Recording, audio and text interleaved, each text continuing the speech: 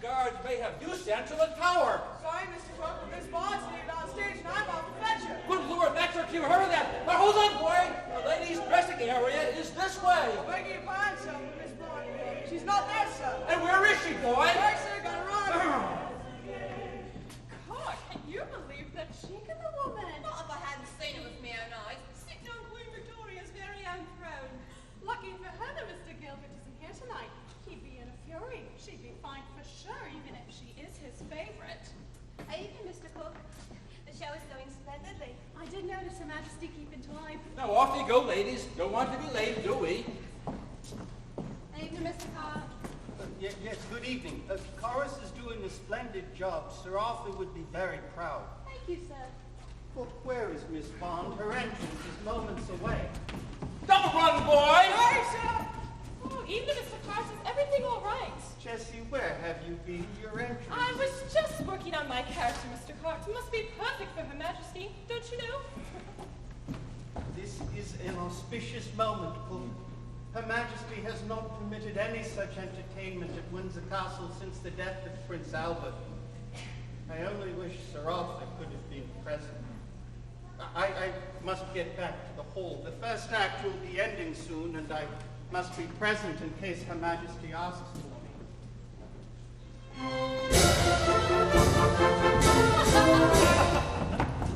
Then one of us will be a queen and sit on a golden throne, with a crown instead of a hat on her head and diamonds all her own, with a beautiful robe of gold and green. I've always understood. I wondered whether she'd wear a feather. I rather think she should. Oh, 'tis the boys think I mean to be a regular royal queen. No huffing, puff affair, I mean no huffing, puff affair. Oh, the right down, regular royal queen. She'll drive about in a carriage and pair with a king on her left-hand side. In a great white horse is a matter of course whenever she wants to ride. With beautiful silver shoes to wear upon her dainty feet, and endless stocks of beautiful frocks. And as much as she wants to eat. Oh, 'tis the boys think I mean to be a regular royal queen. No huffing, puff affair, I mean no huffing, puff affair. Oh, the right down, regular royal queen. Whenever she condescends to walk, be sure she'll shine like that. With her haughty stare and her nose in the air like a well-born aristocrat.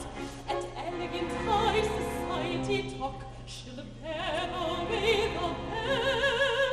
With her how do you do, and her how are you, and I trust I see you well. Oh, 'tis the boys think I mean to be a regular royal queen. No huffing, puff affair, I mean no huffing, puff affair. Oh, right down, regular royal queen. And noble lords will scrape and bow and double themselves in two, and open their eyes in blank surprise at whatever she likes to do. And everybody will roundly vow she's fair as flowers in May, and say, oh, how clever! At whatsoever she condescends to say, oh, 'tis boys think I need to be a regular royal queen. No huffing, puff affair, I mean no huffing, puff affair. For the right down regular royal queen. Oh, 'tis the boys think I need to be a regular royal queen. Right down regular royal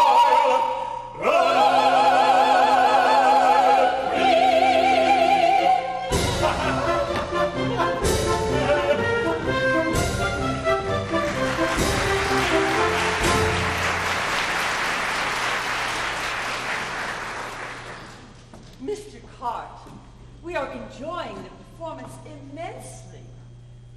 The music we find very charming, and the book well-spoken and sung. And Miss Jessie Bond, she is such a clever little actress and has such a beautiful voice. Oh, and Mr. Gilbert. Mr. Gilbert's dialogue is very funny. However, we do have one question.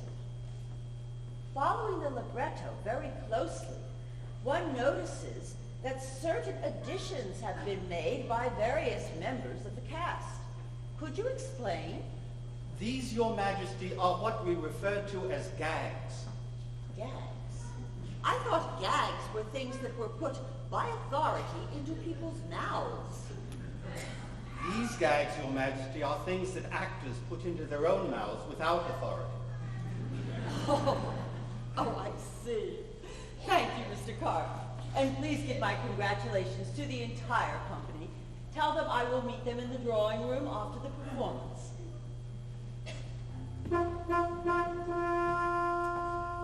Whenever she condescends to walk, be sure she'll smile at that.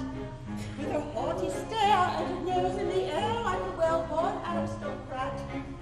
At elegant high society talk, she'll bear away the bell. With her how do you do, and her how are you.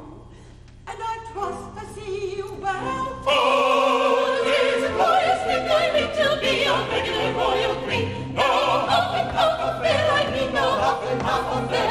But a right down regular royal queen. Oh, it is a glorious thing I mean to be a regular royal queen. A right down regular royal queen.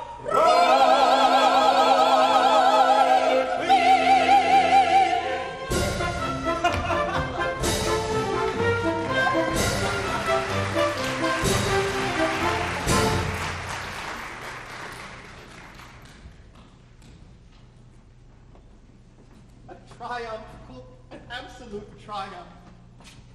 I always dreamed that I should be the one to offer authentically English light opera. Such a long journey, Cook, and not without its difficulties, I must say. Cast, I'd like you to meet Mr. Gilbert, the author of our play. Mr. Gilbert, I present Miss Nellie Farron, who will play Mercury. Mr. Toole, our leading player, and Mr. Fred Sullivan, the composer's brother, you know, who will be playing Apollo. Gentlemen and Miss Farron, the plot briefly is about the gods of Mount Olympus who have grown old and are, well, unable to fulfill their divine functions. They trade places with a group of actors who chance upon the mountain on a picnic. Now, Mercury, being the younger of the gods, stays to advise the actors. The thespians Mr. Gilbert, Miss Farron has already prepared her song. Shall we hear it? Oh, by all means.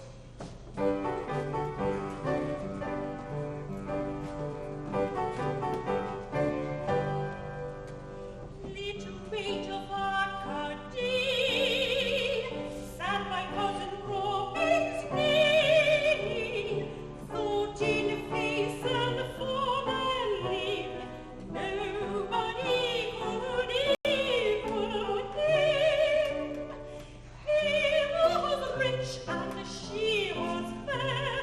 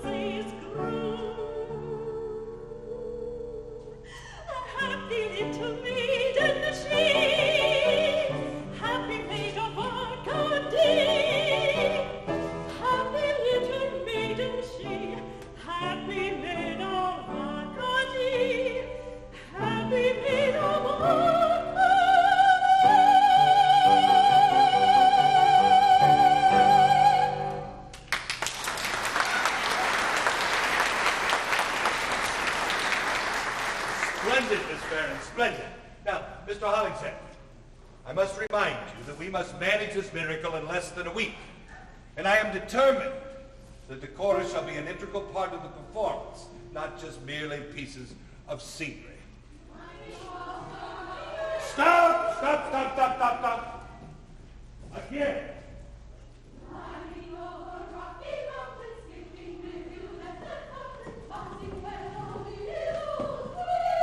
So, Arthur, you have certainly been busy over the last year. Hymns, Many Wives of Windsor, Cox and Fox. I don't know that you'll have time for a little proposition that I have in mind. Oh, surely I might have known. Your brother Fred told you. Warn me, rather. The opera company I manage is producing La Pericole and requires a short work, a soupçon merely, to end the evening. We'll want a good role for Fred, of course. I feel that you are just the man for it. Well, it does please me to compose Miss Freddie. I think we can come to terms. Do we have a librettist on board? Not as yet. Perhaps Bernard. Or Gilbert. I'm told he has something already written. Clever fellow, Gilbert. I used his words for a short piece I wrote. I recall you had a successful collaboration on Festus. I saw it 3 times. Can be disagreeable sometimes. It is true. He does seem to find his way into legal disputes. But the fellow knows his craft. Awfully good with the chorus.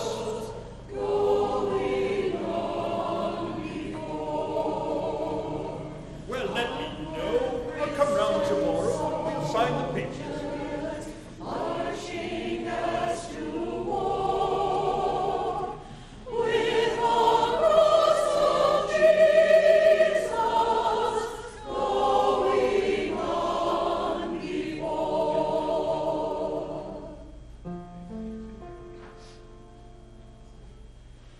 It came upon the midnight clear, that glorious dawn of old, from angels bending near the earth to touch their harps of gold. Peace on the earth, goodwill to men, from hands of gracious King. The world in solemn stillness lay to hear the angels sing. Listen to this, Kitty. A new musical comedy being written expressly for the Royalty Theatre by Mr. Arthur Sullivan, in which Madame Delorio and Nellie Bromley will appear. Word is out they don't even have a librettist. Willie, why don't you offer them that piece you worked on last year? This would seem the perfect opportunity. You never allow anything to go to waste. Out of the question. It requires no further discussion. But Willie, you and Mr. Sullivan seem to get on quite well when you work together on Thespis. I rarely saw the gentleman. I would hardly call that working together. Oh, what's this? Oh, it's a message from Carte. He'd like me to meet with him tomorrow afternoon.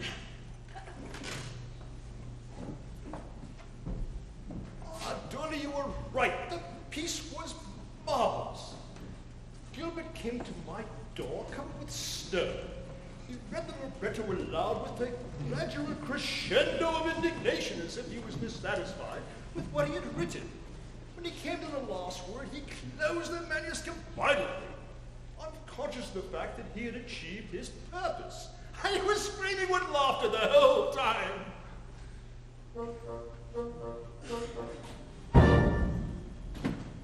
In the reign of James II, it was generally reckoned as a rather serious crime to marry 2 wives at a time. Oh, man of learning! O man of learning!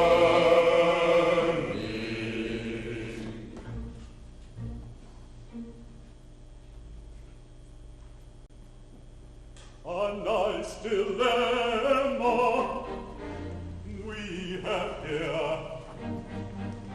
That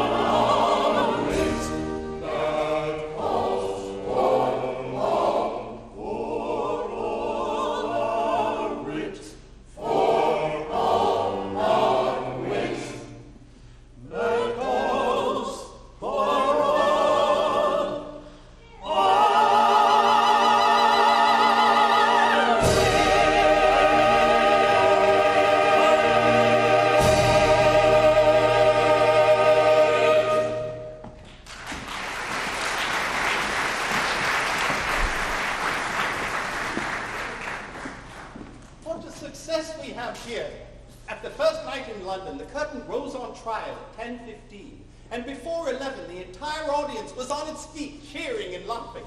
Here, just read the reviews.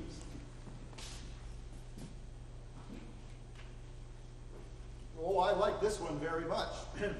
It would be as difficult to conceive of the existence of Mr. Gilbert's verses without Mr. Sullivan's music as of Mr. Sullivan's music without Mr. Gilbert's verses. Each gives the other a double charm. I assume you've seen the production, Miss Lanois? Yes, of course. Tell me, Mr. Carte, do you think we might be able to convince these two gentlemen to collaborate in the future? For the moment, both men are engaged in other activities, but I am exploring the possibilities of a revival of Thespis. I have only to persuade sufficient backers. Well, Doyley, I have a great deal of faith in your vision. I'm looking forward to tonight's performance. Good day. Mr. Carte, I wish you well indeed. I, for one, thoroughly believe that you have hit upon just the right formula for success. Before you go, Miss Lenoir, I wonder if I might have a word with you. I have need of someone of your capacities in our Craig's Court offices. I should very much like to offer you a position as secretary. Mr. Carte, it would be an honor to accept. I believe we're at the beginning of a great adventure. A nice dilemma. Oh, nice dilemma. We have here. A nice dilemma.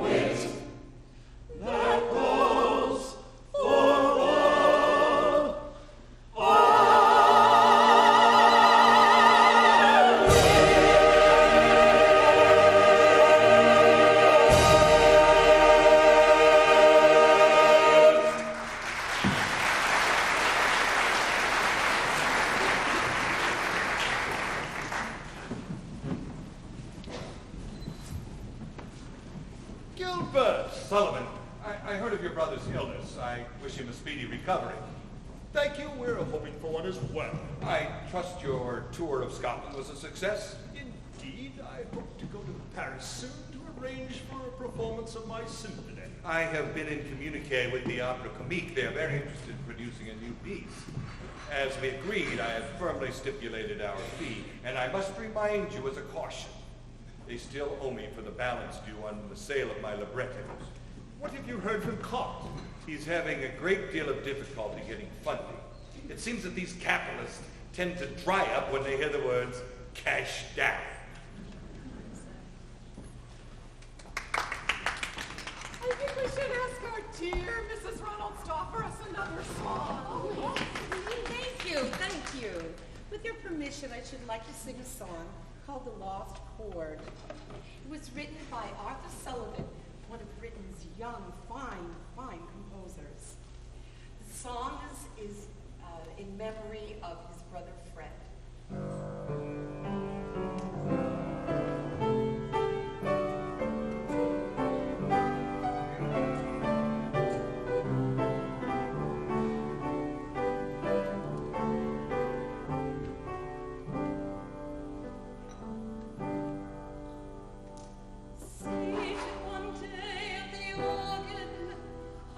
Weary of melodies, when my finger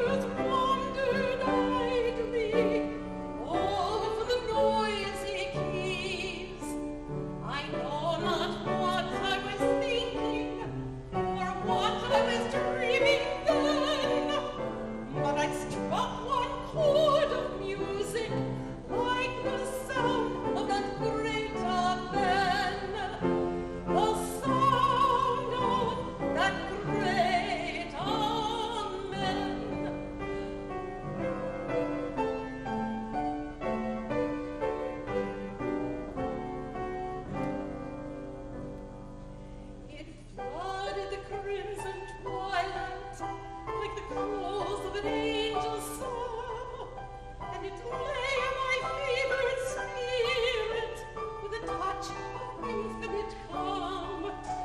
It quieted pain and sorrow, like love coming stride.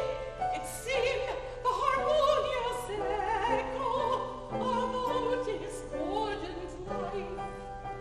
It linked our perplexed meanings into one perfect peace, and trembled away into silence as if it were loath to cease. I have sought, but I seek in vainly, that one lost chord divine, which came from the soul of the organ, and entered into mine. It may be that last white angel will speak in that chord deep. It may be that only in heaven I shall hear the great amen. It may be that death, bright angel, will speak in that chord again. It may be that only in heaven I shall hear that great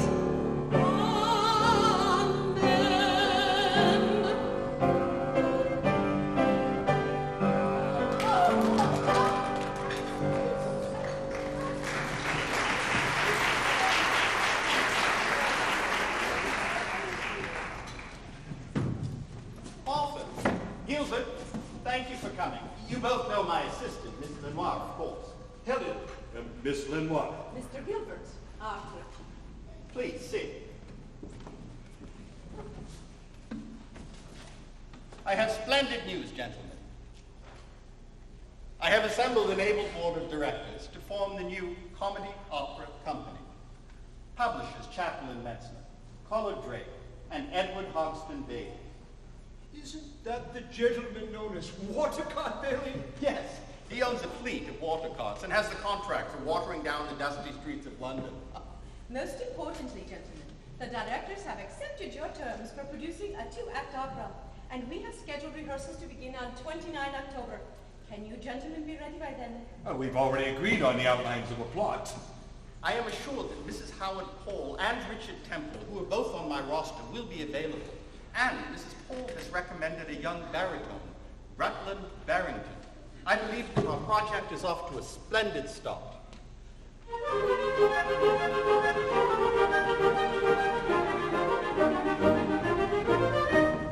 Gentlemen, the rehearsals are proceeding splendidly, but we have still to cast the role of Wells.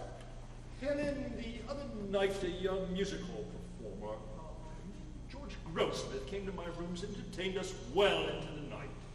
He has Mrs. Paul's blessings and I've arranged to audition him later today. Grossmith. I believe I reviewed him for the Illustrated Times. He has a comic flair of no mean order.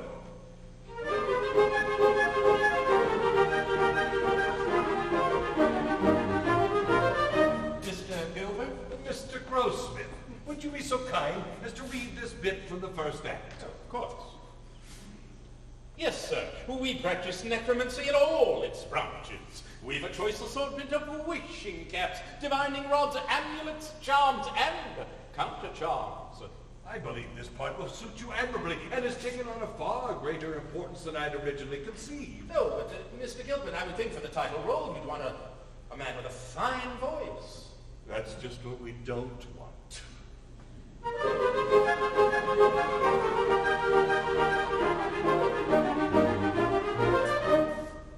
He can raise you hosts of ghosts, and that without reflectors, and creepy things with wings, and gaunt and grisly spectres. He can fill you crowds of shrouds, horrify you vastly. He can rack your brain with chains and gibberings, grim and ghastly. Blah! Then if the planet he changes organicity, with an urbanity, full of satanity, vexes humanity, with an inanity, fatal to vanity, driving your foes to the verge of insanity. Barring tautology, immunology, electrobiology, mystic mythology, spirit philology, hapless astrology, such as astrology isn't the matter require an apology. Oh! My name is John Wellington Wells. I'm a dealer in magic and spells, in blessings and curses and ever-filled curses and prophecies, witches and bells. And if anyone anything lacks, he'll find it already in stacks. If he'll only open on the resident in number 70 Simsbury Acts.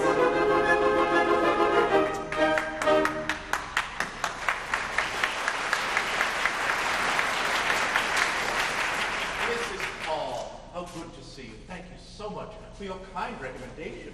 What a lovely costume. Isn't that afternoon? Oh, yes. They just made this for me. Isn't it lovely? Yes.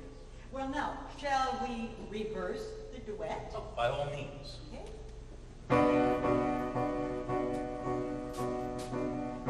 Oh, I have wrought much evil with my spells, and ill I can't undo. This is too bad of you, J.W. Wells. What wrong have they done you? But see, another lovelorn lady comes. Alas, force-stricken dame. Our gentle offensiveness her life benumbs, and mine alone the blame.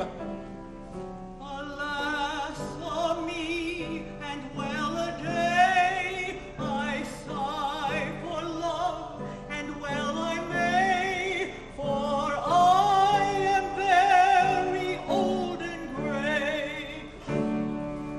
But stay, what is that fairy form I see before me? Oh, awful! She's going to adore me. This last catastrophe is overpowering. Why do you gaze at me with visage lowering? For pity's sake, recoil not thus from me. My lady, leave me. This can never be. Aid me, I drop my ages after in life. Love me, I'll drop them too. Hate me, I always eat peas with a knife. Love me, I'll eat like you. Hate me, I often roll down Copper Hill. Love me, I'll meet you there. Hate me, I sometimes go to Unionville. Love me, that joy I'll share. Love me, my prejudices I'll forever drop. Hate me, that's not enough. Love me, I'll come and help you in the shop. Hate me, the life is rough. Love me, my grammar I will all forswear. Hate me, abjure my lot. Love me, I'll put sunflowers in my hair. Hate me, they'll suit you not. And what I'm going to say, be not enraged. I may not love you, for I am engaged. Engaged to a maiden fair with light brown hair and a sweet and simple smile, who waits for me by the sounding sea on a South Pacific isle. Why, no maiden waits me there. She has bright brown hair. Alive, no maiden smiles on me. By the sounding sea. The sounding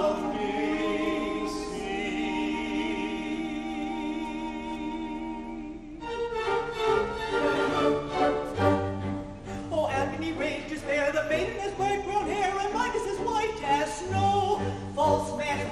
your fault if I go to my family vault and bury my lifelong woe. Oh, agony rage, spare, oh, where will this end? Nowhere, I should very much like to know. It will certainly be my fault if she goes to a family vault to bury a lifelong woe. False man, it will be your fault if I go to my family vault to bury my lifelong woe. The family vault, the family vault, the family vault, the family vault, the family vault, the family vault, the family vault, the family vault, the family vault, the family vault. Yes, the family vault.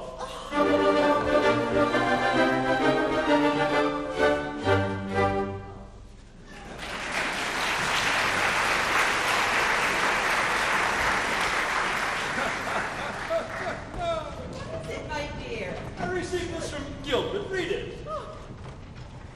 Dear Sullivan, I send you here with a sketch plot of a proposed nautical opera.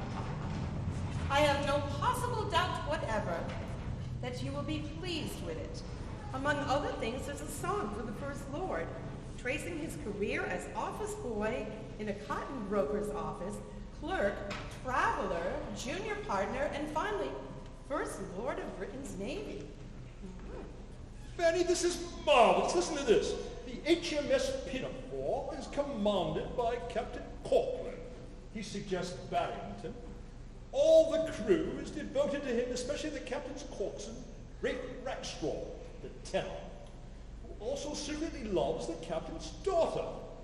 The First Lord is always accompanied by an admiring crowd of female relatives headed by his elderly cousin Hebe. It appears that he suggested Mrs. Paul, then scratched out her name. Oh, my. Yes, the poor dear is in failing health, I'm afraid. Still, she's a large following, and I believe that Carte wished to use her. Well, for the moment, dear, it's your health that concerns me. It's time for your medication. Arthur is back in town working on the music for Pinafore. He has sent a request for additional chorus men. I warned him that our esteemed directors are getting nervous about the box office returns. He's also written this letter. I am very much concerned about Mrs. Howard Paul. I am most anxious to have her in the cast, but there is absolutely nothing for her to do. Cousin Hebe hasn't a single line to herself. Mr. Carte, Mrs. Paul has already signed a contract as principal contralto. Gilbert wished to cut the role entirely, but he has agreed to write additional dialogue for her. Let us hope that settles the matter. And now, since having the costumes made in London has proved too expensive, we're going to visit the Army and Navy stores in Victoria Street and several costumiers.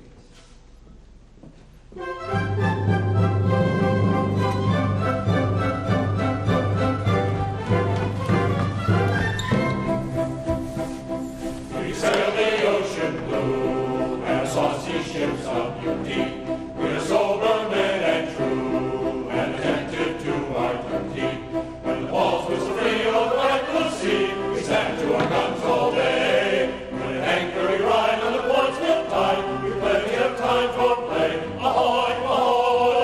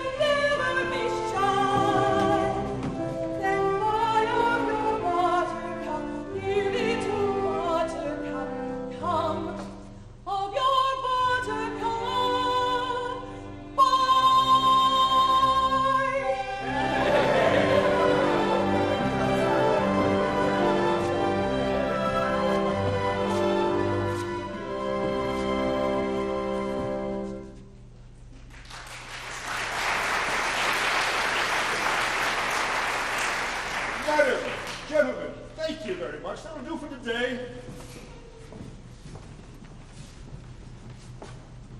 Mr. Barrington. Mr. Gilbert. This scene is quite good enough without the extraneous embellishment suggested by your prefancy. About Mr. Gilbert. In any case, it must be played exactly as I wrote it. I won't have an outside word introduced by anyone. But Mr. If Gilbert, once a license in this direction is accorded, it opens the door for any amount of tomfoolery. But Mr. I am determined to stamp out this nuisance. Not enough that these departures are unimportant.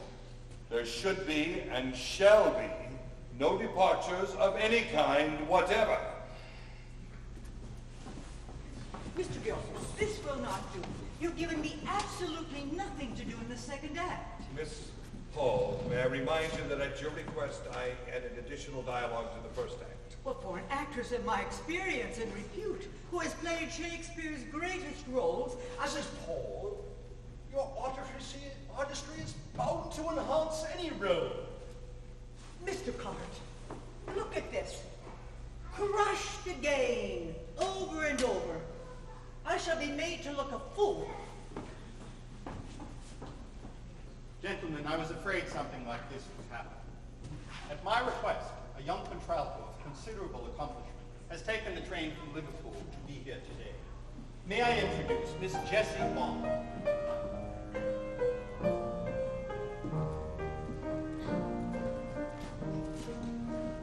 Oh, my dearest, from my heart I swear it.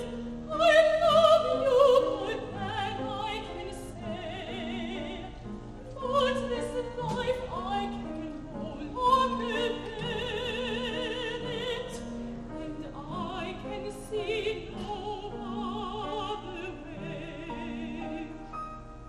Oh, do not think I reprove you. You must know it in your heart that it's best. Oh God, how I love you, that it's best that we two should part. Can I always be true and tender, while my body is starved for bread? Oh, how hard it is not to surrender, when love itself cries to be fed. Excellent, Miss Bond. Excellent. Yes, capital. You do understand, Mr. Gilbert, that I'm quite without stage experience. I am trained in voice only. I must stipulate that I have no spoken dialogue whatsoever. Miss Bond, I shall be happy to accommodate your needs in any way possible. Gilbert, what do you say? Perhaps we can use this young lady in the ensemble. What? Am I to be replaced by an unknown newcomer? Ridiculous. You'll not have the benefit of my name or experience in any way, in this or in any future production.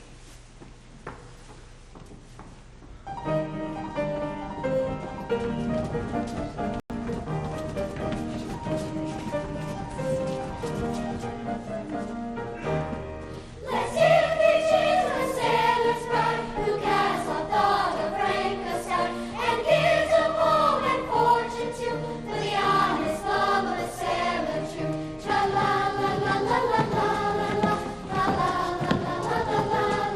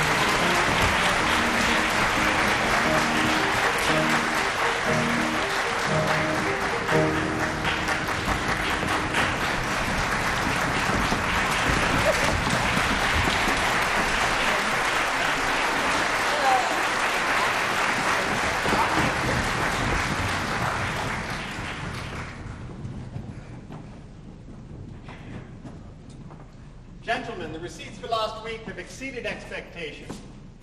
I leave for America shortly to arrange for a theater there.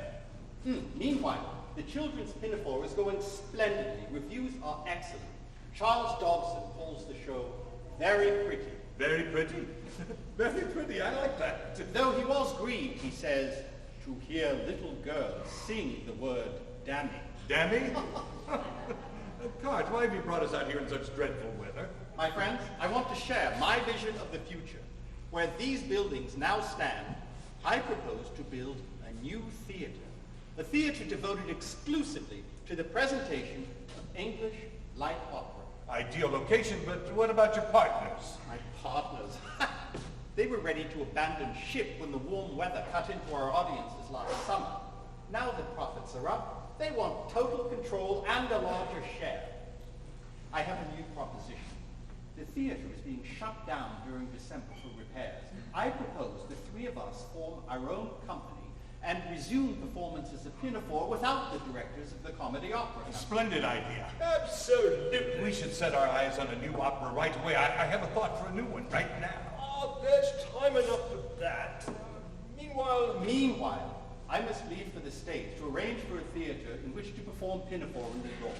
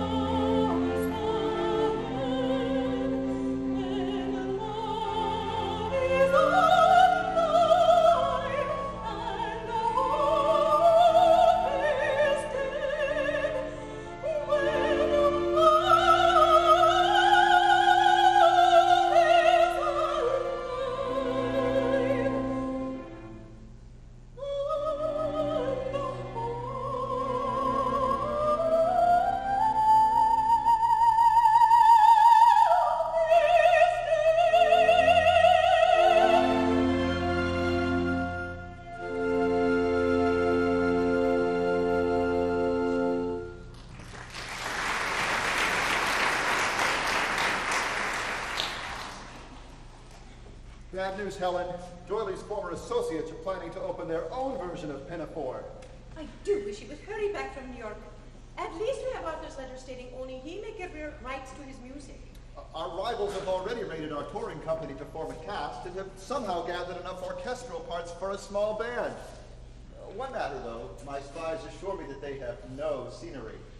We'd best be on our guard in case they attempt some sort of legal action, or worse. Forbear, nor carry out the scheme you planned. She is a lady you have almost had. Remember, she's your gallant captain's daughter. And you, the meanest slaves that crawl the water. Backburn and rockets, backburn and rockets. Ladies and gentlemen, no need to panic. The situation is under control. The miscreants have been dispatched. As First Lord of the Admiralty, I command the performance to continue. Officially. For he is an English man, for he himself has said it, and it's greatly to his credit that he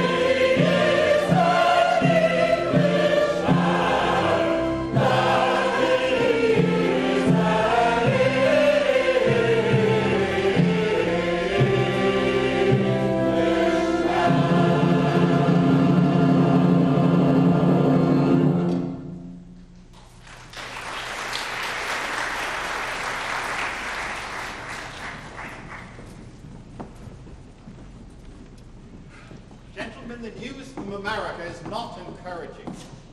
Pinafore is playing everywhere, in unauthorized and often bowdlerized versions.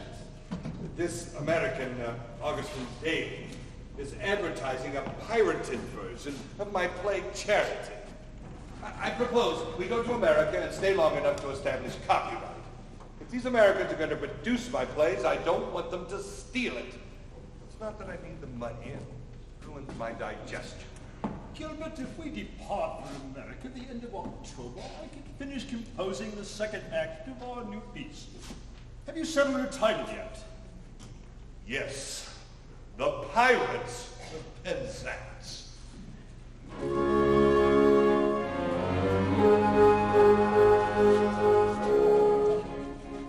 Oh, is there not one maiden here whose homely face and bad complexion have caused all hope to disappear of ever waiting man's affection?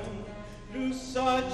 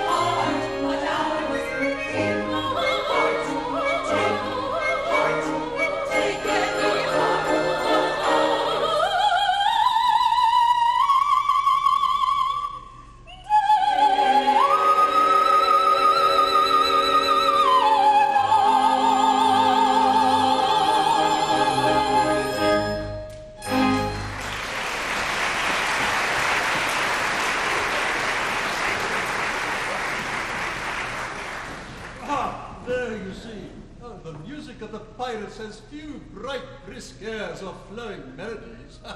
The opera has not the popular musical ring of pinafore, and will not, in all probability, be whistled by every boy or ground out upon every organ in the land.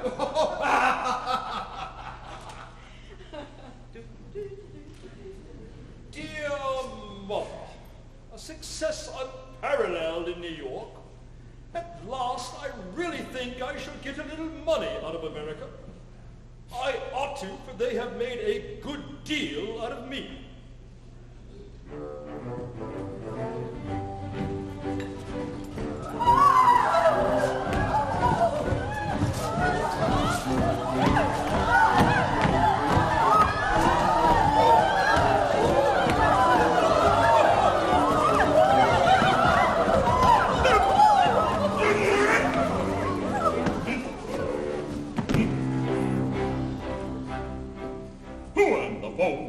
Steel. Tarantara, tarantara. We a comfortable feel. Tarantara. And we find a wise at stake. Tarantara, tarantara. Is to slap our chest and sing. Tarantara. Oh, when threatened with a mute. Tarantara, tarantara. And your heart is in your boot. Tarantara. There is nothing rings its round like the trumpet's martial sound, like the trumpet's martial sound. Tarantara, tarantara, tarantara.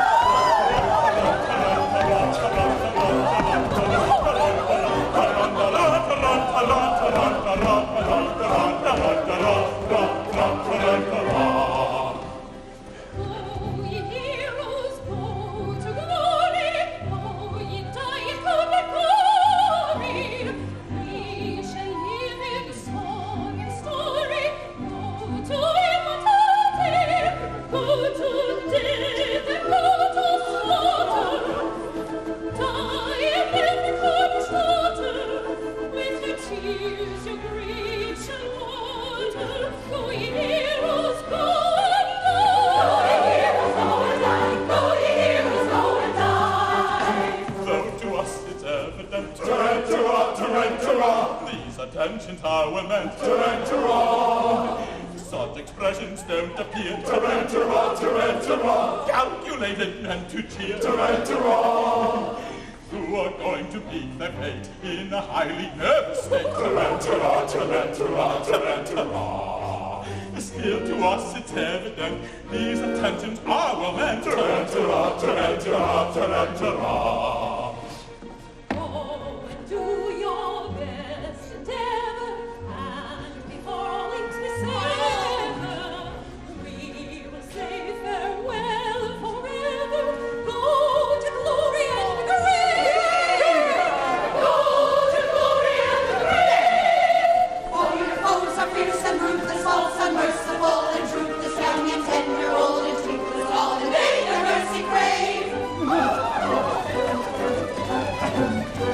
Observe to great distress on the wrist that on us press, and a preference alack to our chance of coming back. Still, perhaps it would be wise not to top a criticize, but very evident these attentions are well meant. Yes, it's very evident these attentions are well meant. Evident, yes, well meant. Evident, ah, yes, well meant. Wonderful!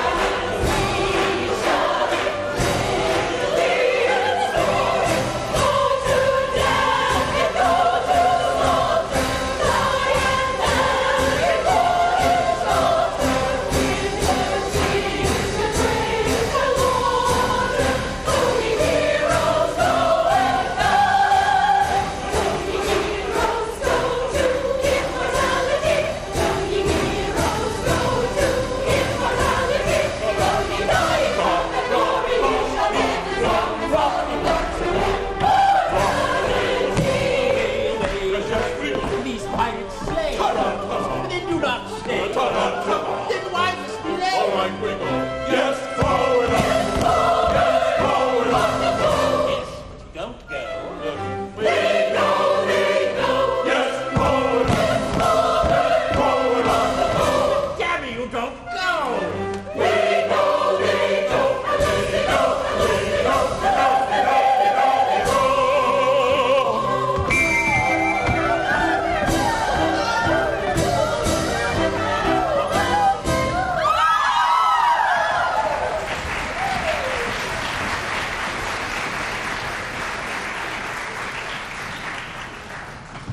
At last, Mr. Carte, you have your new theater with electric lights. And Patience is yet another successful show. Mr. Carte, you are a genius. Only in my ability to put together two such eminent artists as Mr. Gilbert and Mr. Sullivan.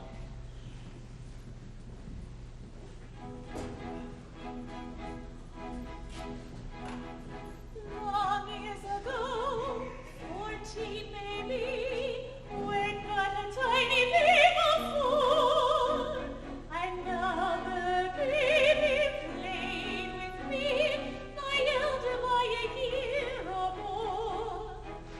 A little child of beauty rare with wondrous eyes and marvelous hair. Who in my child I seem to be, oh, that a little child should be. Oh, how we love that child and I, how pure our baby joy, how true our love, and by the by, he was a little boy. Oh, don't hear the Cupid's touch. I thought as much. He was a little boy.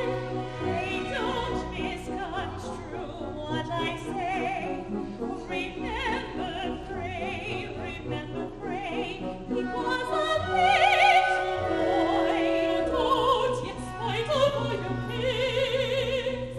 The interesting fact remains, he was a little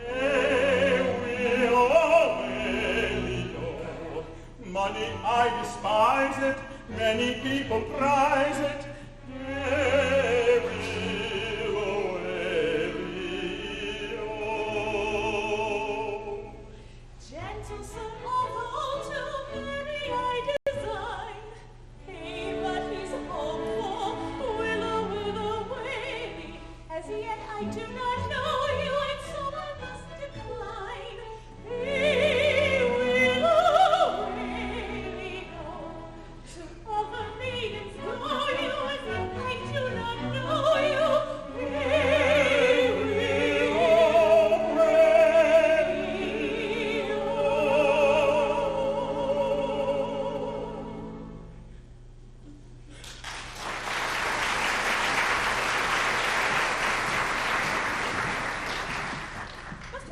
such strict discipline backstage. I doubt there exists another theater run on such lines of propriety. I wrote to my mother last week explaining that Mr. Gilbert watches over us like a dragon. Why, last week he intercepted a letter addressed to me from a group of gentlemen in the balcony asking would I attend dinner with them. Jessie, what happened? Were you able to accept? Mr. Gilbert had them thrown out of the theater. Quel dommage. Oh, Miss Bond, no, don't run away. But whatever were you thinking of when you left the stage so suddenly during the magnet and the churn? Now, were you ill? Oh, Mr. Barrington, nothing in the world frightens me so as spiders. And one was crawling right near me. I absolutely panicked. Please forgive me. Well, I might have been able to, my dear, except that the ladies' chorus dutifully followed you and left me with no one to sing to. I understand that Mr. Carte has levied a suitable fine for your indiscretion. Half a crown. But it was worth it to save me from that horrible spider. Oh, I understand.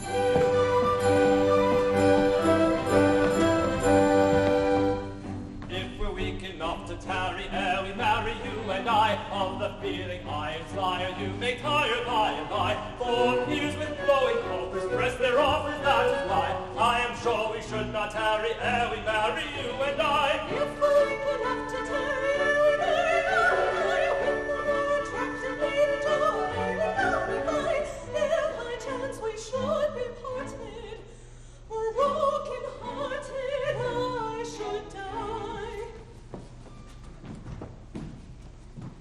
So Doyley has his theater.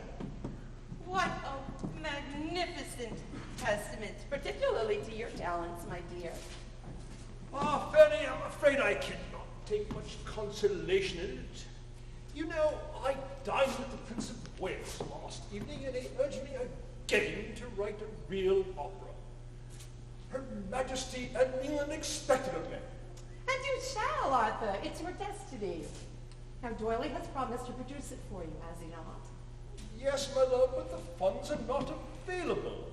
I'm afraid that for the moment, at least, I must continue to produce these trifles with Gilbert. As unpleasant, frustrating, and difficult as that can sometimes be. But it does give you a comfortable income, doesn't it? For the moment, yes, but who will remember them 100 years from now?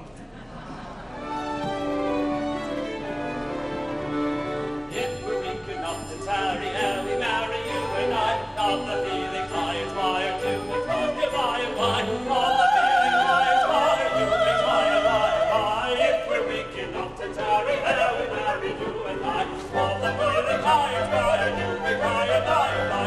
So I think we will not tarry ere we marry, you and I, you and I, you and I.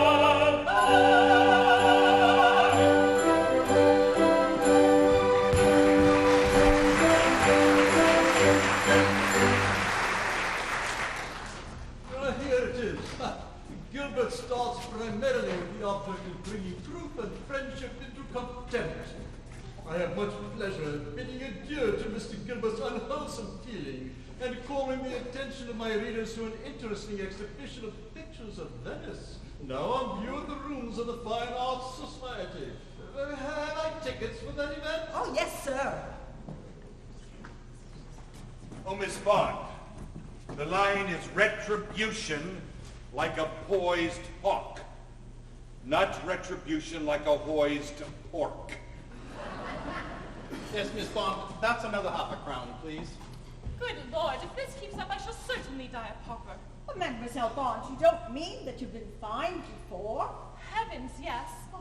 One night last week, I was standing in the wings talking to Father Grossmith, and suddenly it was time for my entrance. He said, "Go on, Jessie," and gave me a vigorous push. I stumbled on so flummoxed I completely forgot my lines. The house simply roared at me. I was convulsed with laughter. It was all I could do to contain my tears. Temple had to hide his face in the window curtain. They simply could not contain themselves. The curtain had to be brought down. Can you imagine the curtain brought down? Yes, and it was me that got fined. Half a crown, please, Miss Bond. Oh, that seems unusually severe. Oh, here, Hear, hear. For monkeys dwell in a dungeon, self-quarantined and prison in a solitary prison is a bullet now for a soldier's now. Who's longing for the rattle of a complicated battle? Yes, is longing for the rattle of a complicated battle, for the rum-tum-tum of the military drum, and the guns that go boom-boom. The rum-tum-tum of the military drum, longing for the rattle of a complicated battle, for the rum-tum-tum of the military drum. Until that time you'll hear remain, and Billy will not enter danger. She your mandate disobey, your lives are better you gain. Until that time you'll hear remain, and Billy will not enter danger. She your mandate disobey, your lives are better you gain. She your mandate disobey, the penalty the hearts will pay.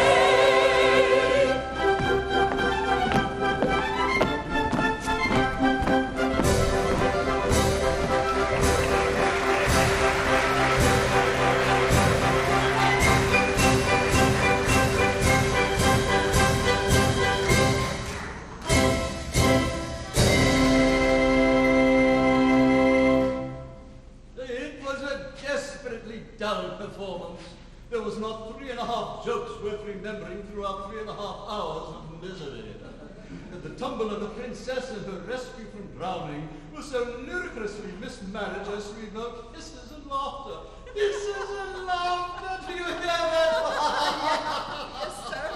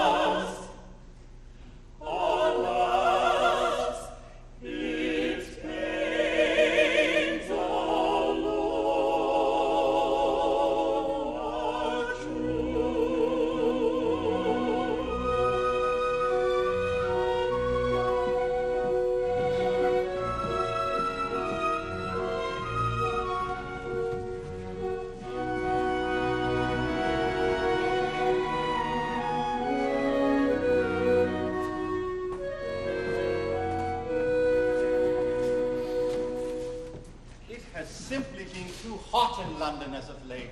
I'm afraid that receipts are less than encouraging for Princess Ida. We need a new work to rouse public interest. Arthur? Gentlemen, I'm sorry to inform you that it is my intent to write no more for the Savoy. Arthur, may I point out to you that our agreement has an additional 4 years to run. I am simply giving the required 6 months' notice for a new opera. Sullivan, may I remind you that failure to produce an opera makes us liable for losses that Carte may sustain due to our default. I have simply come to the end of my tether. My tunes have become mere repetitions. What I require to inspire me is a story of human interest and probability. And you offer me a plot which I rejected even before I lent thee. Well, what do you say to this? Write your next opera to another man's libretto. It may be the new man with a new thought will open up some new musical ideas. Gentlemen, I suggest we all sleep on this matter. Perhaps in a day or two we will find our way out of these wee difficulties. Oh, Lucy, I do wish Mr. Gilbert were at home. I wanted so to tell him how much I enjoyed the Sorcerer last weekend, and to thank him for the marvelous seats he provided. In fact, Marion, Mr. Gilbert is at home, but he is busy in his study and cannot be disturbed. Oh my, is it a new piece for the Savoy? Oh, I only wish it were so, Marion. But unfortunately, neither he or Mr. Sullivan can come to an agreement. In the meantime, the Savoy will continue with revivals. Pinafore is scheduled next. Oh, I loved Pinafore. Do you suppose that dear Mr. Gilbert could be persuaded to provide tickets? I will try, but I must wait until he is in a better humor. Bloody hell! Willie, whatever is it? Is it an intruder? My God, Kitty, this sword has inspired the best idea I've had yet. Damn near killed me, though. Willie, Mrs. Sanborn. Oh, I beg your pardon, madam. If you'll excuse me, I must get to work on this idea right away. I'm sure Kitty will be glad to entertain you. More tea, Marion.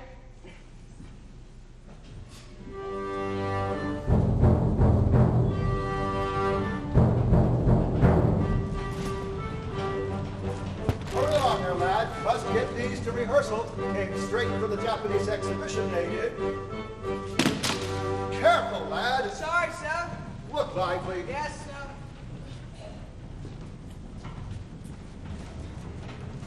Might we run that last scene again from Then You Do Not Love Him? Then you do not love him. Alas, no.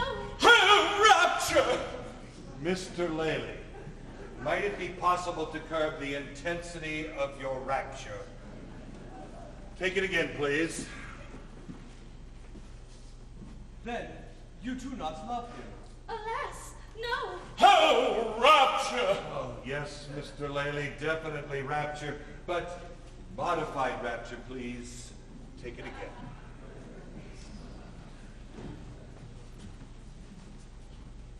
Then you do not love him. Alas, no. Oh, modified rapture. Modified rapture indeed. Oh, very well. But don't say the O, Mr. Lely. Just leave it modified rapture. Oh, he's going to marry you, young. Your anger prevails, for all will be merry. I think you had better succumb. Enjoy your expressions and be on the subject of freely snob. You'll find there are many who wait for a penny. The word for your kindness is come. There's lots of fish in the sea. On this subject we pray you be dumb. We think you had better succumb. You'll find there are many who wait for a penny. There are lots of good fish in the sea. There are lots of good fish in the sea. There's lots of good fish in the sea. There's lots of good fish in the sea, in the sea, in the sea, in the sea, in the sea.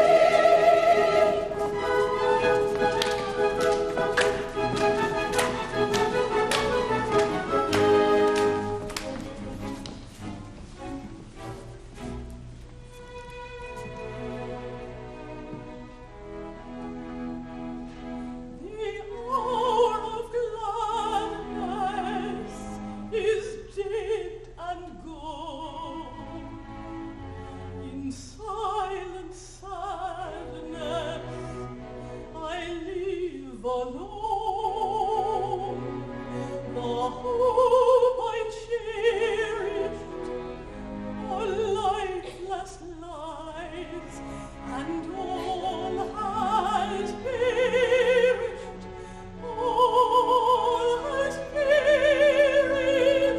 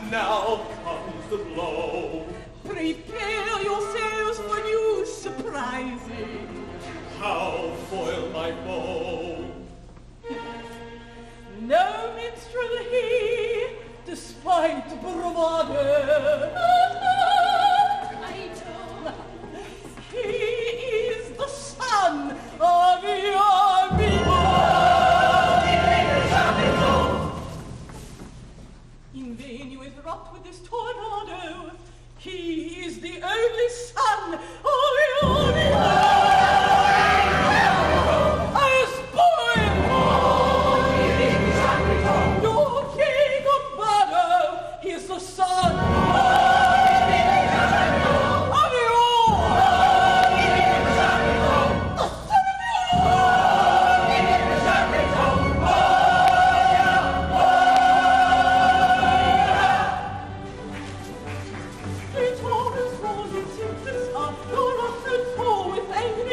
Do ye or worse, my vengeance go to rise triumphant over all? We'll hear no more ill omen now, to joy with sword despite your scout. The echoes of our festival to rise triumphant over all. We do not heed the dismal sound, for joy reigns everywhere around. We do not heed the dismal sound, for joy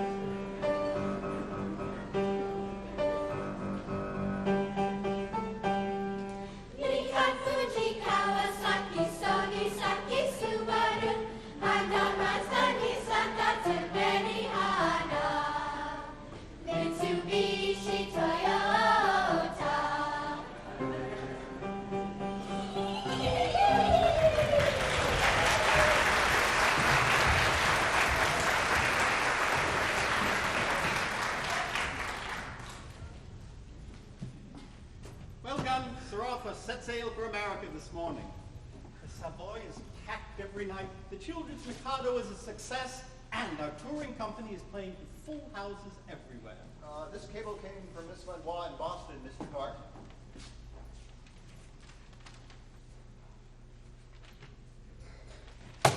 Insuperable difficulties meet me at every turn. Gunn, we must move ahead smartly with the American tour. Has she engaged Mr. Stetson to manage our affairs in the States? Helen has settled all the arrangements and negotiated copyright matters, but she reports that a certain Mr. Duff intends to launch an unauthorized rival production. Can we stop him? I shall arrange with all the costume and scenic suppliers here in London to refuse to serve Mr. Duff, and appoint an agent to buy up all the Japanese costumes in Paris. Do we still plan to engage the chorus in New York? No. Arrange for chorus auditions in London immediately. Notify Helen to clear dates at the Fifth Avenue Theatre. The moment we know Duff is about to start rehearsals, we'll sweep quickly across the Atlantic with our own company. Also, cable Sullivan, inform him of our plans. I will spend anything to smack this Mr. Duff. Yes, sir. One more matter. Ask Sir Arthur to hear a young soprano Helen has found in New York. Her name is Geraldine Ulmer.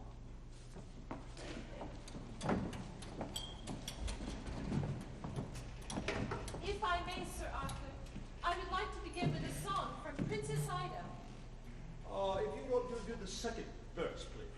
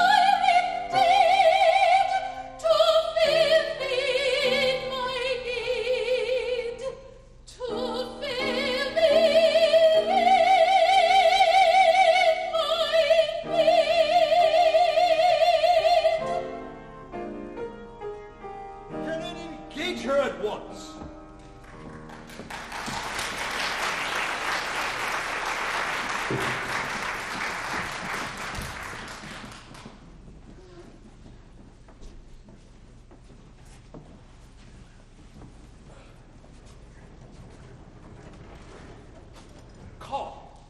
Am in Denver, stop. Travel to Chicago, then through Iowa, stop. No alcohol served in Iowa. Dined elsewhere, Sullivan.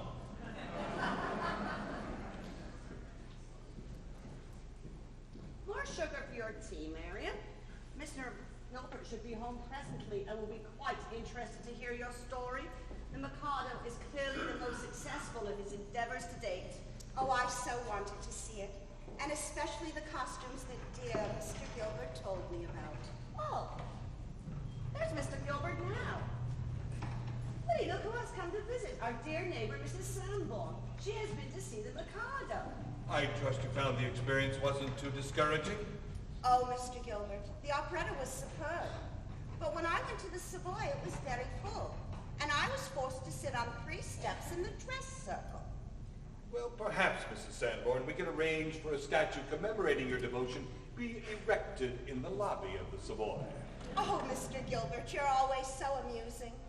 My nephew read in the Times that the Mikado is so popular in America that on one particular evening there were 170 separate performances throughout that country. I trust that not 3 of them are forwarding any form of royalties to us for all our efforts. Carte, Marian. Here's a howdy-do, if I marry you. When your time has come to perish, then the maiden that you cherish must be slaughtered too. Here's a howdy-do, here's a howdy-do. Here's a pretty mess, in a month or less. I must die without a wedding, let the bitter tears I'm shedding witness my distress. Here's a pretty mess, here's a pretty mess. Here's the state of things, to her life she clings. Matrimonial devotion doesn't seem to suit her notion, burial it brings. Here's the state of things, here's the state of things. With a passion that's a take I worship and adore. But the laws of common sense we ought to ignore. If what he says is true, 'tis death to marry you. Here's a pretty state of things, here's a pretty howdy-do. Here's a pretty state of things, a pretty state of things. Here's a howdy-do, here's a howdy-do, here's a howdy-do. For if what he says is true, I cannot marry you. Here's a pretty, pretty state of things. Here's a pretty howdy-do.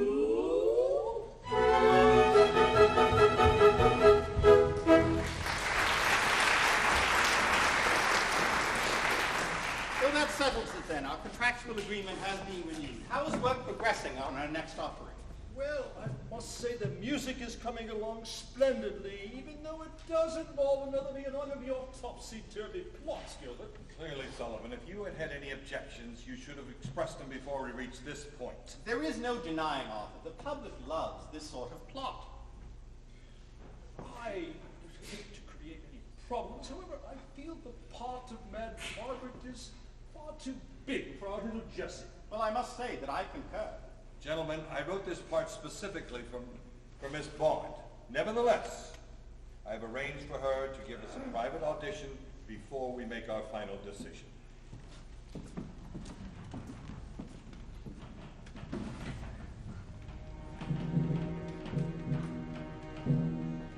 Cheerily carols the lark over the cut. Merrily whistles the clock, scratching a blot. But the lark and the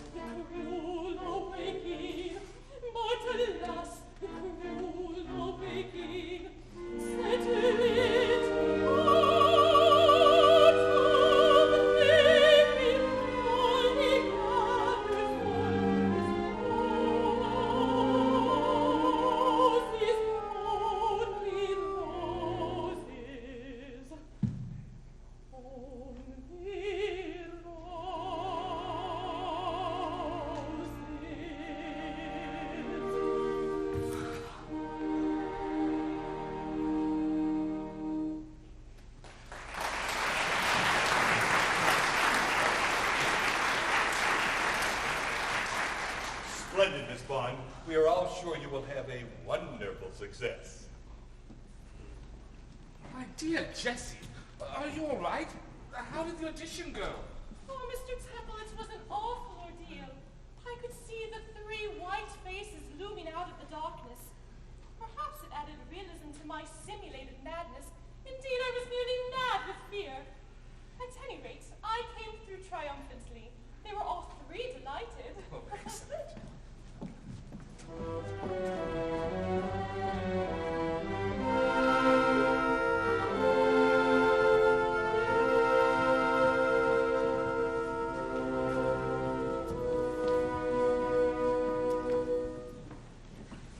Sir Rupert Murgatroyd, his leisure and his riches, he ruthlessly employed in persecuting witches. He'd freely make the queen, he'd duck them in his lake.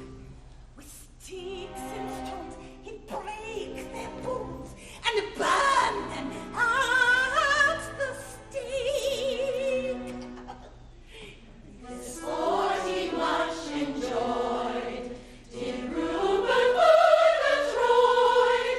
No sense of shame or pity came to Rupert Murgatroyd.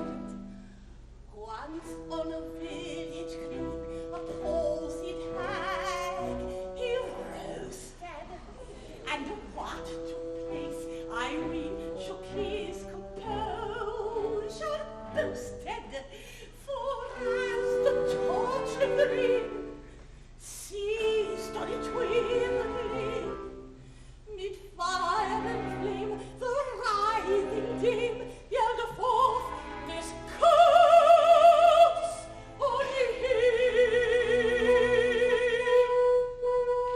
Each lord of Rutherford, despite his best endeavor, shall do one crime or more, once every day, forever. This doom he can't defy, however he may try. For should he stay his hand that day in torture, he shall die.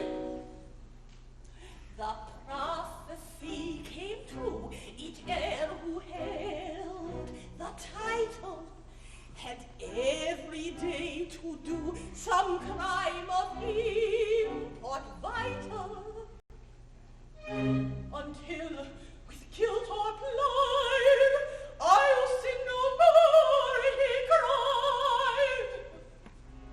And on the day he said that thing, in agony,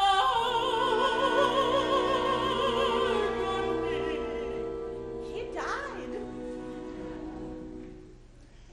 And thus with sin employed, has died each Murgatroyd, and so shall fall both one and all, each coming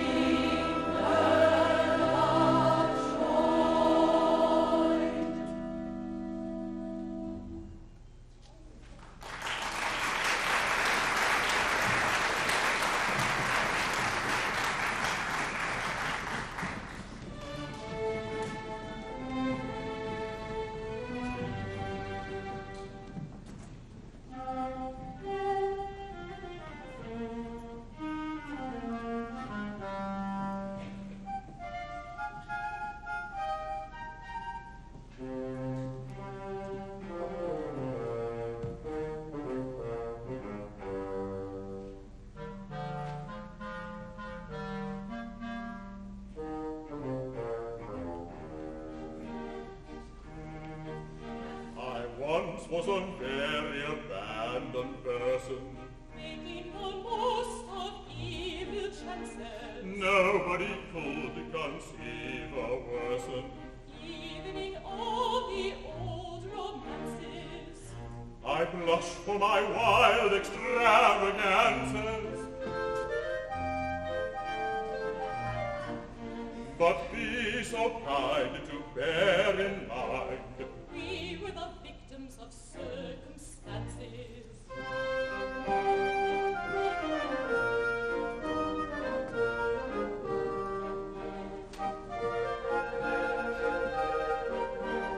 That is one of our blameless dances. I was once an exceedingly odd young lady, Suffering much from spleen and vapors. clergymen thought my conduct shady. She didn't spend much upon linen and rapers. It certainly entertained the gapers. My ways were strange beyond all range. Paragraphs got into all the papers.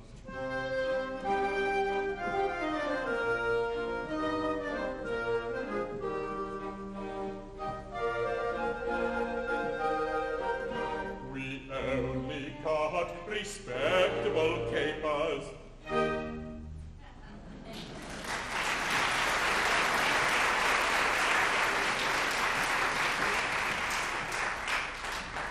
No getting past it. A very stormy first night.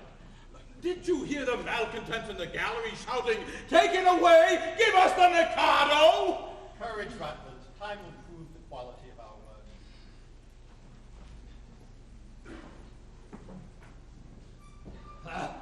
The premiere went badly. The first act was cheered, but the second dragged, and 2 painting frames crashed onto the stage. At the final curtain, a small but very determined minority was heard to hiss. It may be said that Ruddy Gore is the first outright Gilbert and Sullivan failure. Failure!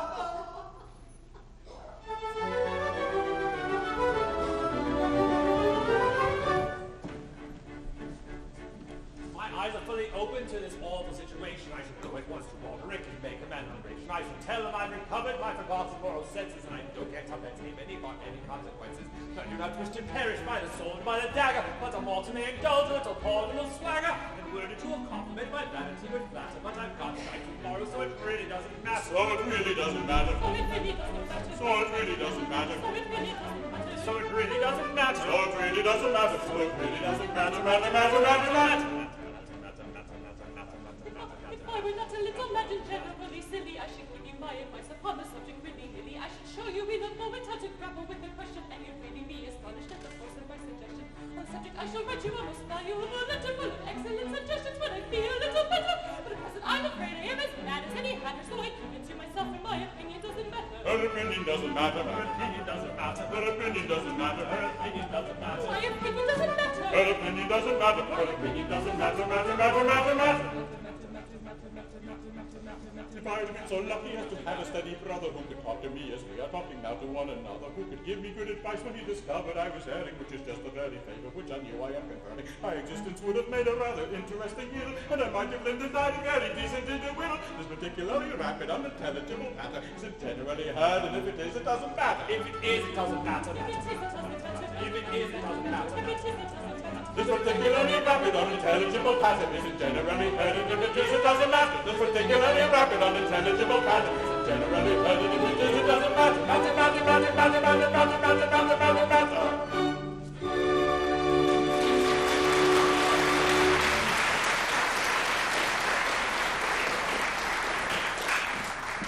Failure. Bah. Perhaps we should rename the opera Ruddigore, or Not as Good as Mikado. If a failure can run for 8 months, give me more failures. Marion, how good to see you. Oh, excuse me, Mrs. Sanborn. Here's a small token of my appreciation for letting me join you at Ruddigore last Friday. I understand it will be closing next week, and I should hate to have missed it. Another wonderful creation from Mr. Gilbert. This is lovely, Marion. Thank you. Then you did enjoy the production. Of course. And Mr. Babington was funny as ever. I'm afraid I have to disagree. He takes too many liberties with Mr. Gilbert's text. In fact, I have sent him a letter admonishing him severely. Oh, dear. Kind Captain, I've important information. Sing hey, the kind commander that you are, about a certain intimate relation. Sing hey, the merry maiden and the tar. The merry, merry maiden, the merry, merry maiden, the maiden and the tar. A good fellow in conundrums you are speaking. Sing hey, the mystic sailor that you are. The answer to them vainly I am seeking. Sing hey, the merry maiden and the tar. The merry, merry, merry, merry maiden, the merry, merry maiden, the maiden and the tar. Kind captain, your young lady is a sigh. Sing hey, the simple captain that you are. This very night with Rackstraw to be flying. Sing hey, the merry maiden and the tar. The merry, merry, merry maiden, the merry, merry maiden, the maiden and the tar. Good fellow, you have given timely warning. Sing hey, the thoughtful sailor that you are. I'll speak to Master Rackstraw in the morning. Sing hey, the cat and nine tails and the tar. The merry cat, the merry cat and nine tails, the merry cat, the merry cat and nine tails and the tar.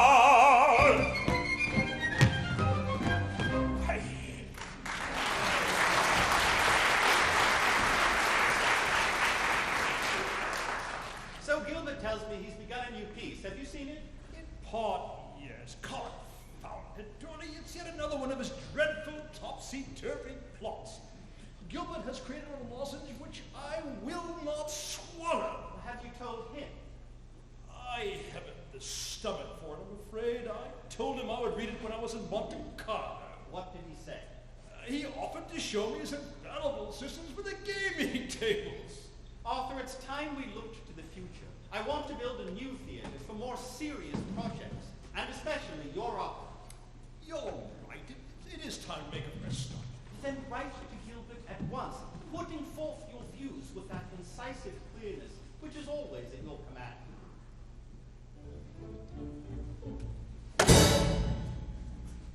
Things are seldom what they seem. Skim milk masquerades as cream. High-lows pass as patent leathers. Jackstraw struts in peacock feathers. Very true, so they do. Black sheep dwell in every fold. All that glitters is not gold. Storks turn out to be but logs. Bulls are but inflated frogs. So they be frequently. Drops the wind and stops the mill. Turbots ambitious grill. Yield the farthing if you will. Yet it is a farthing still. Yes, I know, that is so. Though to catch a drift I'm striving. It is shady, it is shady. I don't see at what you're driving, mystic lady, mystic lady. Stern convictions or me stealing, that the mystic lady is dealing in oracular revealing. Yes, I know.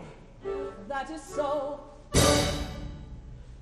Though I'm anything but clever, I could talk like that forever.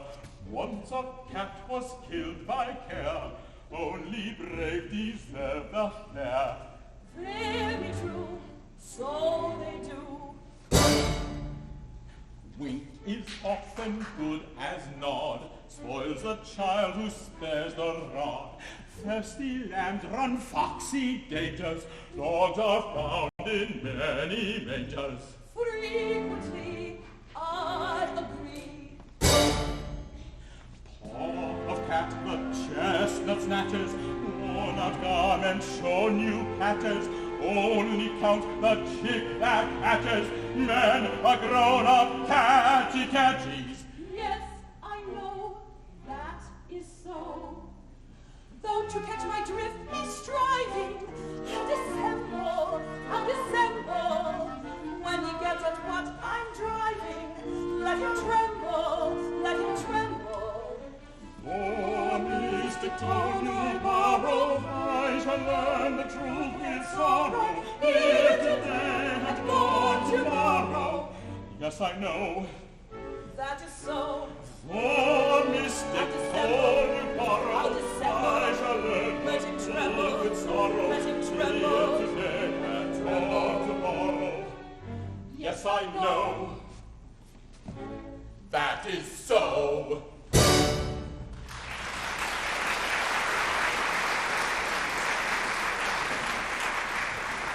Sullivan is clearly out of his mind. Now that the project is half finished, he proposes that we scatter the company, abandon the theater, then start a new company in, I suppose, a new theater. I am sure, dear, you can persuade him of his folly. Indeed, I've written to him, and I said, we have the best company, the best theater, and if I do say so, and who can say it better, the best librettist in all of England working together. To abandon a company because another production went for 500 performances to throw away a gold mine. Bravo, Willie. I have got a new idea for a new opera, which I'm sure he'll enjoy. I'll show it to him when he returns.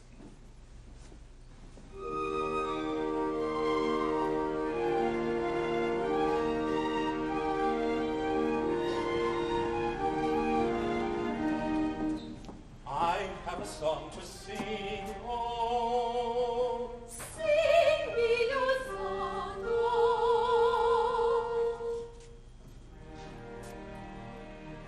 It is sung to the moon by a lovelorn loon who fled from the mocking throng. Oh, it's a song of a merry man moping mum, whose soul was sad and whose glance was glum, who sipped no sup and who craved no crumb, as he sighed for the love of a lady. Lady, lady, misery me, lack-a-day-dee. He sipped no sup and he craved no crumb, as he sighed for the love of a lady. I have a song to sing, oh. What is your song, oh? It is sung with a sigh and a tear in the eye, for it tells of a righted wrong, oh. It's a song of a merry maid once so gay, who turned on a heel and tripped away from the peacock poverty bravely born, who turned up his noble nose with scorn at the humble heart that he did not prize. So she begged on her knees with downcast eyes for the love of a merry man walking mum, whose soul was sad and whose glance was wrong, who sings no song and who craved no crumb, as he sighed for the love of a lady. Lady, lady, misery me, lack-a-day-dee. His pains were o'er, he sighed no more, as he lived in the love of a lady. Lady, lady, misery me, lack-a-day-dee. His pains were o'er, and he sighed no more, for he lived in the love of a lady.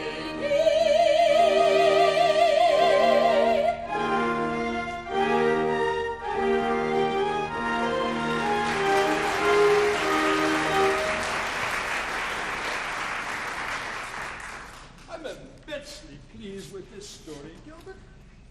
The plot is very human and at the same time funny. Well, thank you, Sullivan. How did you come up with the idea? Well, I was waiting for a train in Kensington Station when I spied a poster. It said, Tower Furnishing Company. This gave me the idea to set the next opera in the Tower of London, and the thought of putting the cast members in beefeater costumes was irresistibly appealing. Mademoiselle Bob, it's opening night, and you seem so totally at ease.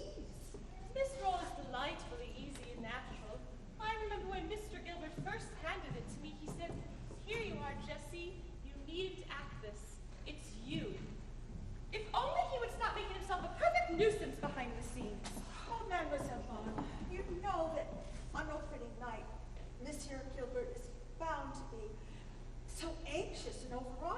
on these occasions. But this time he's almost beside himself.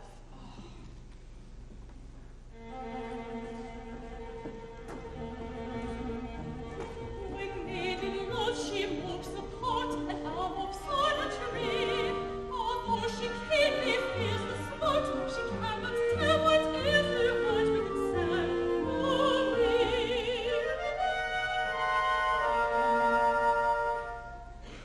Tis but a foolish sigh. Ah me, born but to droop and die. Ah me, yet all the sins of eloquence lies hidden in a mist. Ah me, yet all the sins of eloquence lies hidden in a mist.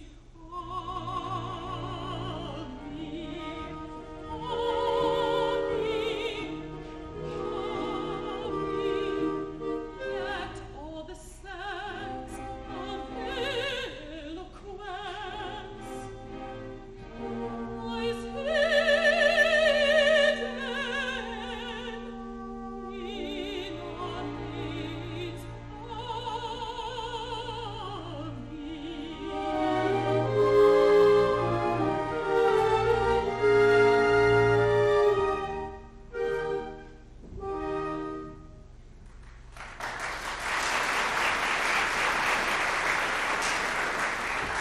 Well, Sir Arthur, here's to your new opera, to Ivanhoe. Ivanhoe! And I hope you'll drink to my next endeavor as well. Next endeavor, Doily? Helen has agreed to become my wife. Oh, Doily, that's splendid. Hearty congratulations. To the future Mrs. Carte. To Helen. To Helen.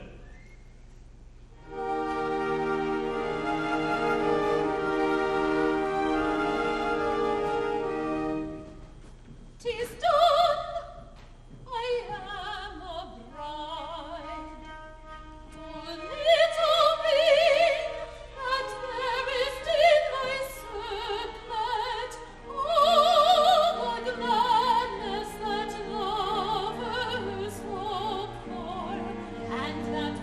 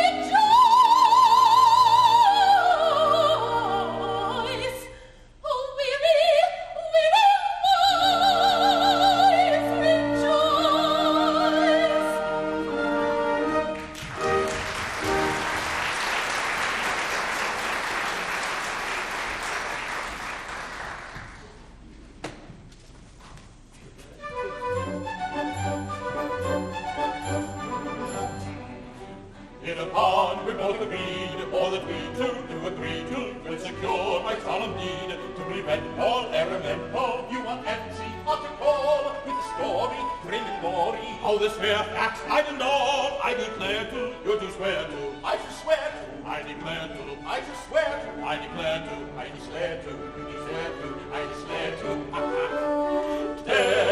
Tale of cock and bull, of on being singing detail. Every man does man defend us, what a tale of cock and bull.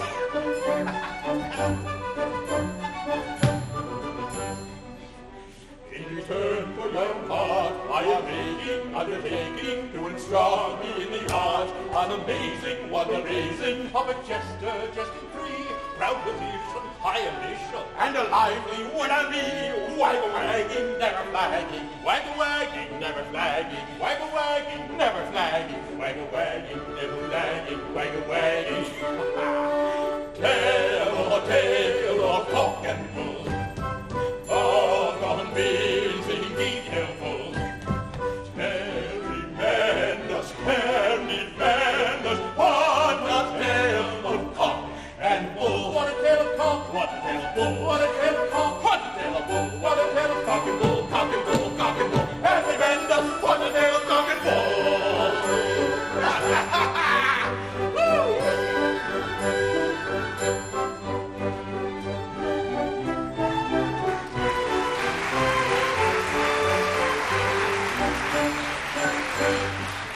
Now see here, Gilbert, I've had a moderate success using another librettist. I'd like to compose another opera in which the music will reign supreme. Can I not interest you in such an undertaking? Well, I think the reception of Yeoman does not warrant another serious collaboration. If we meet, it must be as master and master, not master and servant. And frankly, the continual demands on the part of the principals for increased salaries is getting on my nerves, but I shall be bitterly revenged upon them. I've written a new opera in which there are no principals. Nobody has prominence. It shall take place in Venice. It shall be fun. It shall be festive, and we shall call it The Gondoliers. Mademoiselle Bond, is anything wrong? Monsieur Gilbert seems so cold to you, and he's always favored you particularly. I was the only one who asked for a raise this turn, and Gilbert is furious with me, especially when Mr. Carte and Sir Arthur agreed I should have one. All this time we've been rehearsing, he's never spoken to me, and only acknowledges my existence by sometimes sneering, "Make way for the high salary artiste."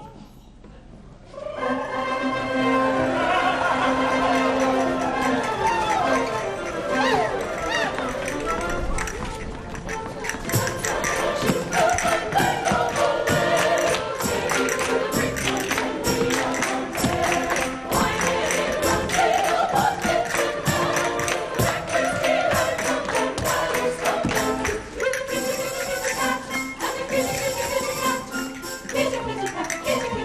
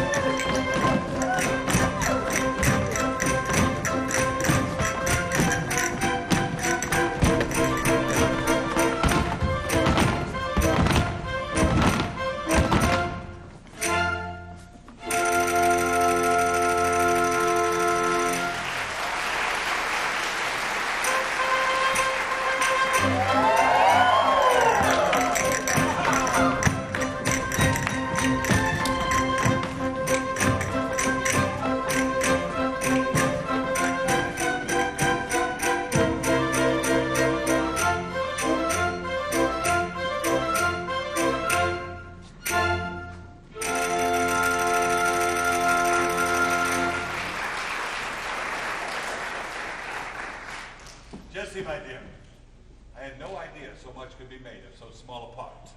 Well, perhaps you think I'm worth my salary now. I believe that Gilbert's returned from India yesterday. Shall I ask him to come round? Certainly, my dear. We have important business to discuss. You sent in the account statements. Damnation!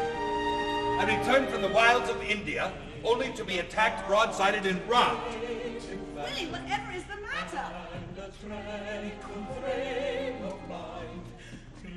Good day, Mr. Gilbert. Welcome back. So good to see you looking so well. Thank you, Mrs. Carte. Did you receive the accounts I sent? Indeed. You cannot have looked at these receipts. How could you? We are being robbed right and left. How could you have looked at these bills from the carpenter?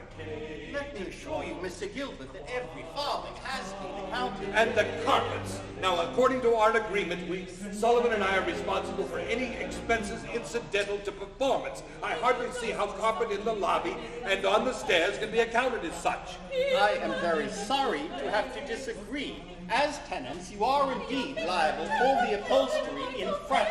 Then perhaps we should renegotiate our contract. In which case, sir, we would make the rent £5,000 instead of £4,000. Then you're going to have to look for a new librettist for the Savoy. Mr. Gilbert, if you are dissatisfied with the present state of things, let me suggest you go and talk to Sir Arthur. I shall, and I shall do it now.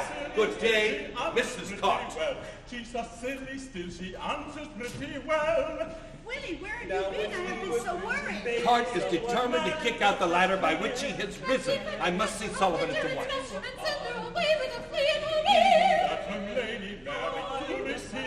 Why, it would appear from this letter that Mr. Gilbert is suing me. If you, my friend, will not back me up thoroughly in this trouble, well, then it is hard, and I feel disheartened in a way that nothing else could make me. I feel caught in the middle of this. Well, I am somewhat surprised No matter what you get after I doubt if her mother will know her again. No matter what you get after her mother will know her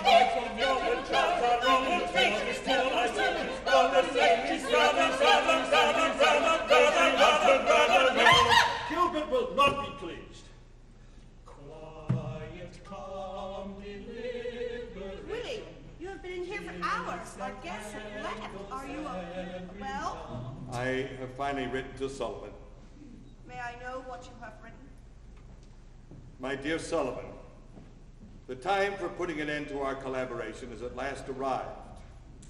Therefore, I am writing a letter giving Carte notice that after the withdrawal of the gondoliers, our united work will be heard in public no more. I say we lay low for a while. He's a litigious and disputatious man, but one whose impulses tend to subside with the passage of time. Yes, I'll have Helen contact him after some time passes. He may be a disagreeable old man, but he's far too chivalrous to take any of this out on her. Well, I'm off to the continent in the morning. I find this whole business very upsetting. A turn in the Riviera should be just the restorative I require.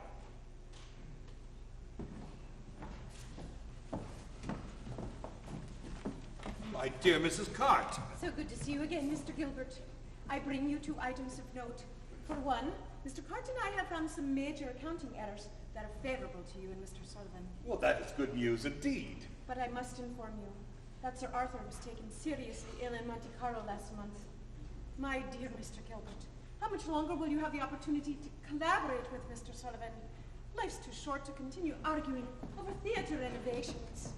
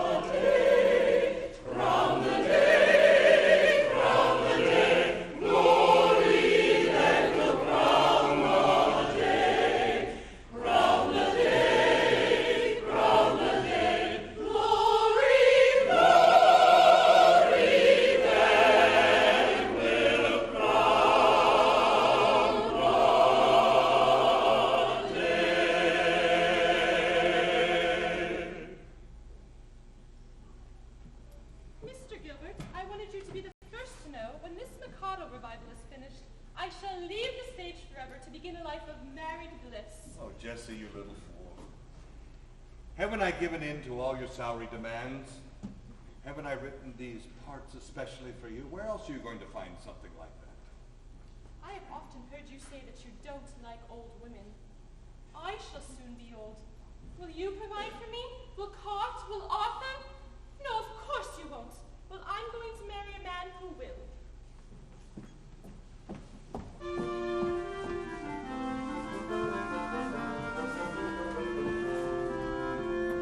Brightly dawns our wedding day. Joyous are we, give thee greeting. Whither art thou fleeting? Fickle moment, prithee stay. Fickle moment, prithee stay. What the mortal joys be hollow? Pleasures come if sorrows follow. Though the tocsin sound ere long, the tocsin sound ere long. Ding dong, ding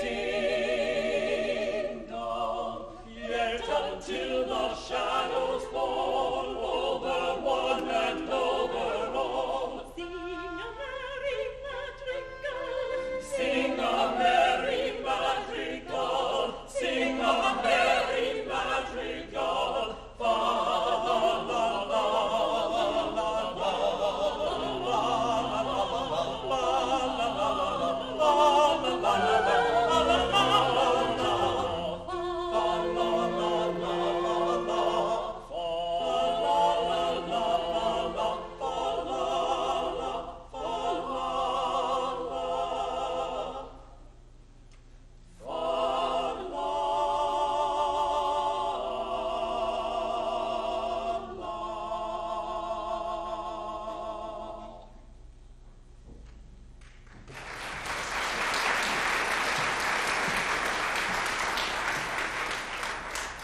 That last night of Mikado, can I ever forget it? Tears were running down my face as we neared the end. I could hardly sing. Down came the curtain and it was all over.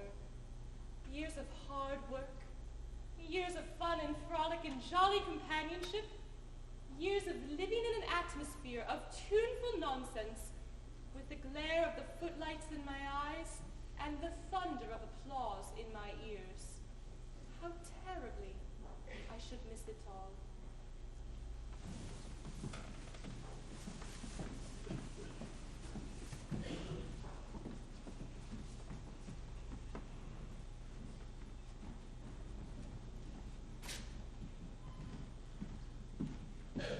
Excuse me, sir.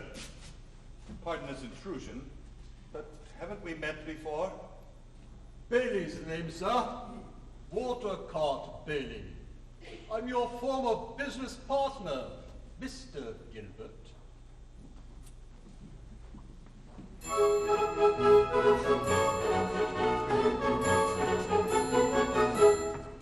So go to him and say to him with compliment ironical. Say hey to you, good day to you, that's what I shall say. Your style is much too sanctified, your cut is too canonical. Say ha to you, ha ha to you, that's what I shall say.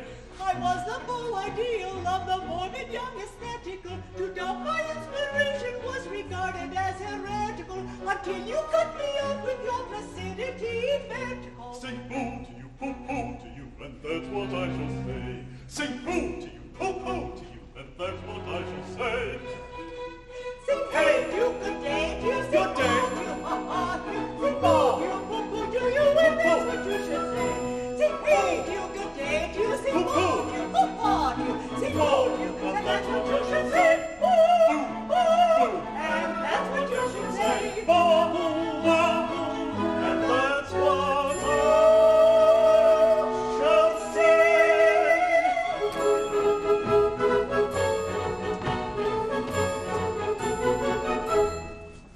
Boo!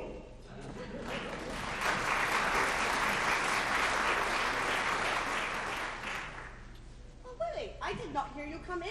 Oh, not to worry, I took the long way. I See, our machine has arrived.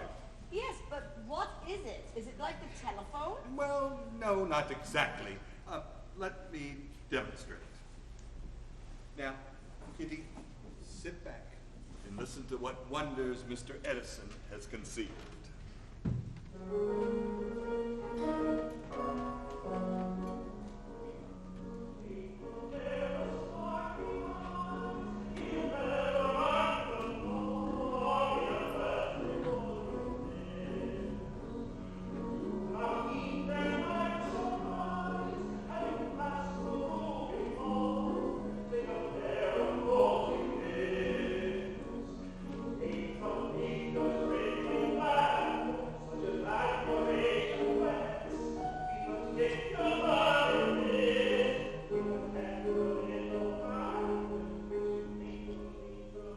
Oh, Winnie, that surely means that all the work you did with poor Sir Arthur will never be forgotten.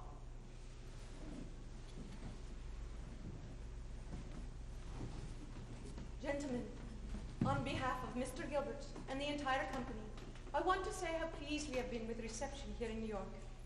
Although both Sir Arthur and my dear husband have shuffled off this mortal coil, I can assure you that the Carte Opera Company will return again and again to these shores, and that the works of Gilbert and Sullivan will never cease to delight audiences on both sides of the Atlantic.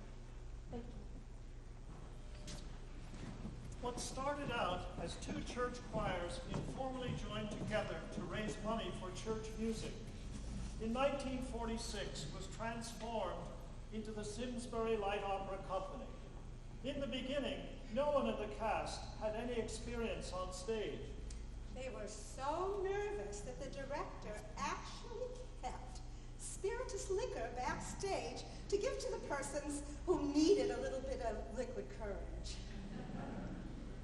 Backstage, at the end of each show, folks, often unknown to many of us, would come forward and introduce themselves as so-and-so who played such and such a role in a past Simsbury Light Opera production. And likewise, at the end of each show, when friends and family come backstage to say hello, we see youngsters in tow. And we know that we are looking at the folks who will be doing the SLOCO shows that will be enjoyed in future years. We hope that you've enjoyed our celebration and that you'll continue to enjoy and support our productions in future years. And for those SLOCO alumni who are in the audience tonight, we ask that you rise and join us in our final number. Although a dark career sometimes involves the crime of stealing, we rather think that we're not altogether void of feeling. Although we live by strife, we're always sorry to begin it. But what we ask